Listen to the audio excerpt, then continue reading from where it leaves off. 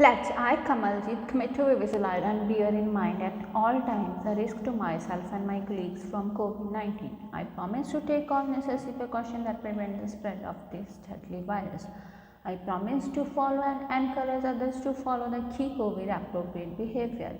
To always wear a mask, face cover, especially when in public places.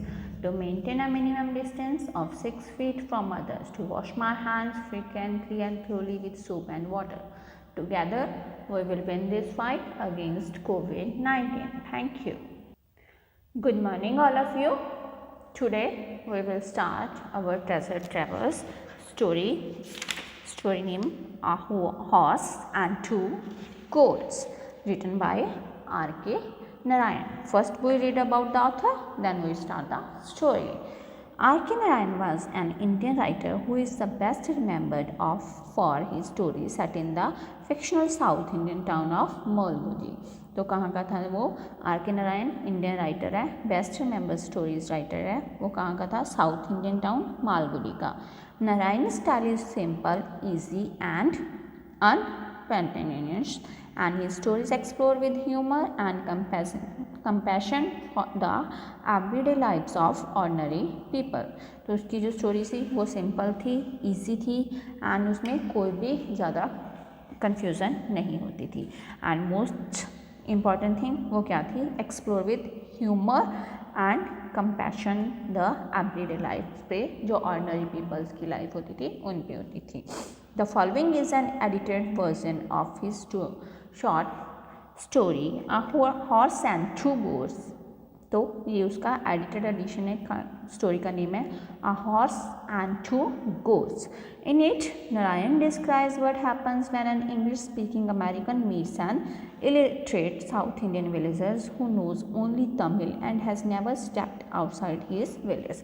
तो इसमें क्या था? एक इंग्लिश अमेरिकन पीपल एक इलिटरेचर, मतलब जो ज़्यादा पढ़ा लिखा नहीं था, उससे मिला. साउथ इंडियन विलेजर था, सिंपल विलेजर पीपल था, उसको तमिल आती थी, उसके जो कभी भी अपने गांव से बाहर नहीं गया था.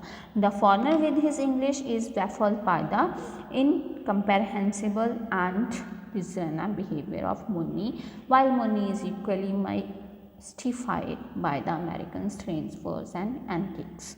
तो क्या था? उसकी जो लड़की थी उसका नाम मुन्नी था, जो अमेरिकन स्ट्रेंजर था, वो फॉरेनर था, वो उसके साथ उसका कुछ मतलब बात होती है, उसके बारे में डिस्क्राइब किया गया है. Using the simplest of settings, Narayan has crafted a sensitive yet amusing story which is situational comedy. तो ये एक सिंपल सेटिंग स्टोरी है बट अमेजिंग स्टोरी है, और इसकी सिचुएशन एंड में जाके कॉमेडी सी हो जाती है. Let's start the story. A Horse and Two Goats, written by R.K. Narayan. Of the 700,000 villages dotting the map of India, Kritma was probably the tiniest indicated on the district survey map by a microscopic dot. तो क्या था?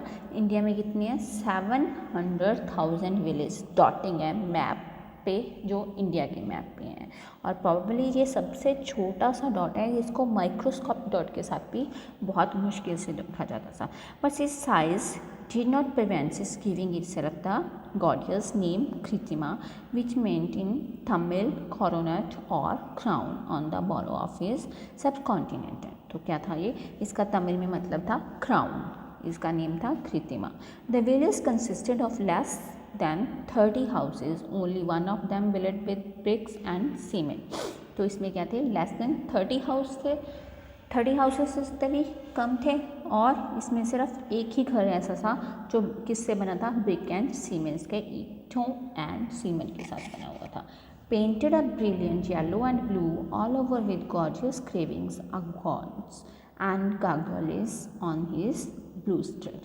It was known as the big house, जो कि एक gorgeous बहुत सुंदर सा घर बना हुआ था, और इसको बहुत क्या बोलते थे?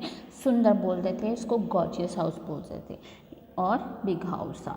The other houses distributed in 4 states were generally of bamboo, that's straw, mud and other unspecific material.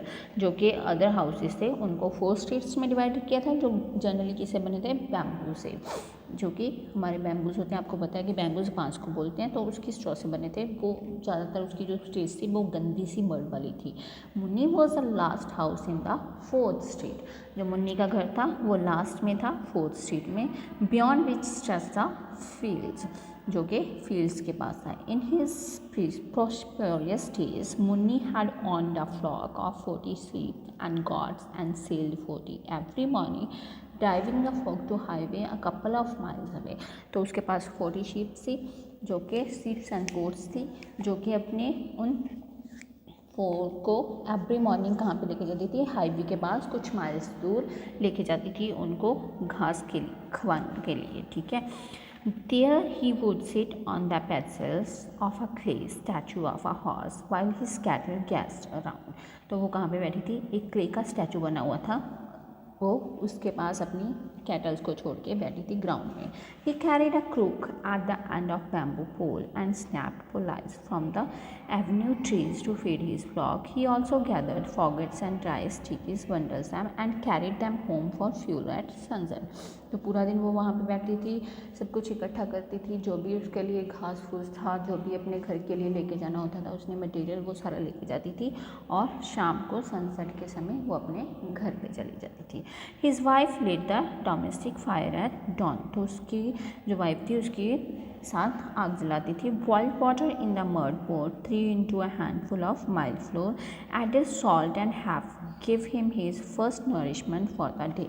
तो क्या करती थी वो, फ्लोर में जो खाना बनाती थी उसमें सॉल्ट डाल के अपना खाना बना देती थी, जो उसका फर्स्ट न्यू ईयर्स डे का खाना था.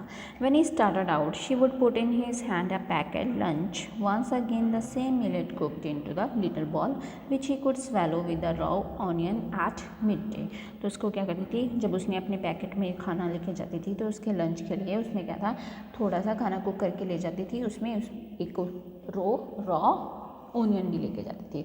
His fortunes had declined gradually, unnoticed from a flock of 40 which he dropped into a pen at night. His stock had now come down to the 2 goats which were threaded to the trunk of a drumstick tree which grew in front of his herd and from which occasionally Munni could shake down drumsticks. This morning he got 6. He carried them in with the sense of triumph. Although no one could say precisely who owned the tree, it was his because he lived in his shadow. तो क्या हुआ, एक दिन जब वो वहाँ पे लेके जा रही थी उनको, तो वहाँ पे ड्रम स्टिक का ट्री था, वहाँ पे जाके उसने बैठ गई और उसने देखा कि मॉर्निंग टाइम वो 6 गोट को लेके गई थी, वो वहाँ पे उसके ट्री की छाँव में बैठ गई. His wife said, if you were content with the drum sticks leaves alone I could boil and salt some for you. तो उसकी वाइफ ने उसे बोला कि वो ड्रम स्टिक को अलोन छोड़ते और वो क्या करेगी, उनको बॉयल करके उसमें सॉल्ट डाल के कुछ बना देगी.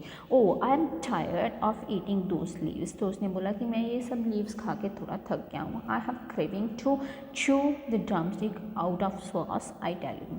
तो उसने बोला कि मुझे कुछ डिफरेंट खाने हैं, ड्रम स्टिक को आउट ऑफ सॉस से निकाल के कुछ आई टेल यू, मैं बता सकता हूँ. You have only 4 teeth in your jaw but your craving is for big things. तो उसने बोला कि तुम्हारे पास सिर्फ 4 ही टीथ हैं आपके मुंह में, बट आप उससे भी कुछ बड़ा करना चाहते हो. Alright, get the stuff for the sauce and I will prepare it for you. तो उसने कहा कि आप स्टफ़ लेके आओ, मैं इसको प्रिपेयर कर देती हूँ अच्छे से. After all next year you may not be live to ask for anything.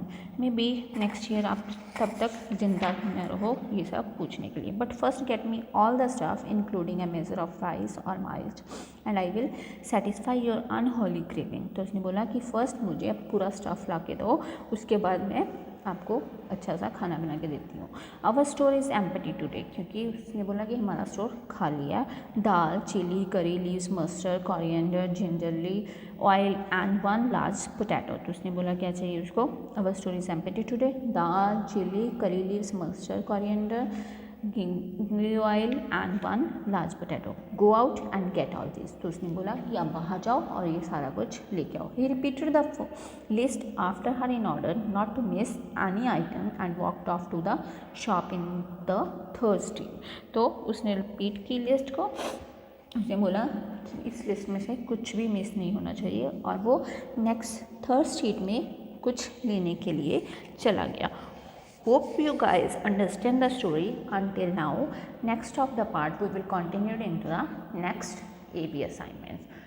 Thank you. Have a good day.